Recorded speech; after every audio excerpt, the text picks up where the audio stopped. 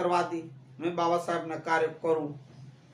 તો પાઘડીમાં ઓલો શું કહેવાય છોગો ની પેલે લાઈટ લગાડી છોગો મળે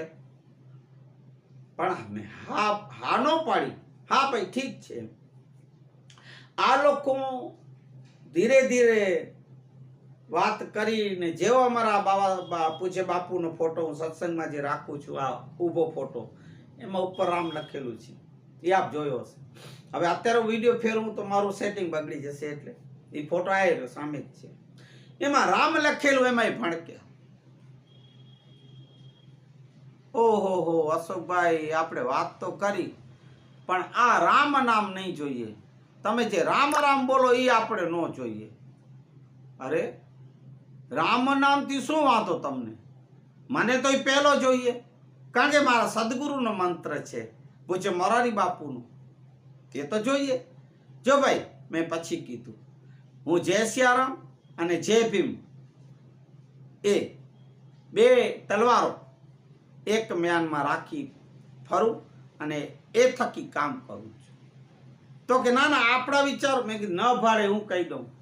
આપણા વિચારો મેચ ન થાય ભળશે નહીં માટે પ્રણામ કરું છું મારે નથી જોડાવું મારે પ્રમુખ નથી થવું હું તમે તો પ્રમુખનો હોદ્દો આપ્યો હું તો પહેલેથી મારા બાબા સાહેબનું એટલું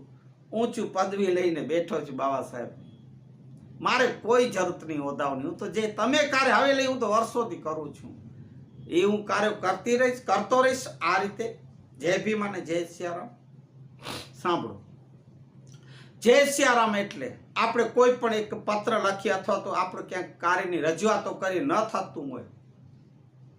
એકવાર તમે રજૂઆત કરો કલેક્ટર મિનિસ્ટર કે જે બી સરકારી કચેરીઓ હોય ત્યાં સાંભળજો ધ્યાન દેજો તો આપણે હાથ જોડી અને જય સિયારામ બોલીને દેવાની અરજી આવેદન જે હોય તે ઓકે દીદી એકવાર સમય ગયો એકવાર ગયા બે વાર ગયા 3 વાર ગયા જય સિયારામ કર્યું નમ્રતાથી છતાં આપણને દાદ નડે તો પછી મારા વાલાઓ હાથ છૂટો કરવાનું અને જય ભીમ બોલવાનું જય ભીમ બોલી અને આ તલવાર કઈ કલમ નામની તલવાર લેવી અને એનાથી લડવું બાબા સાહેબ સંઘર્ષ આને કીધું છે ના કે તલવાર ભાલાઓ ને બંદૂકથી કે લાકડીઓથી ના ના આને આ કલમ પછી આ લેવાની હવે એ આવેદન અરજી કે જે બી કાર્યોનું હોય હવે એમાં ઘણા ખરા પહેલે લખતા કે હવે ખબર નહીં ડોક્ટર ક્ષમા કરજો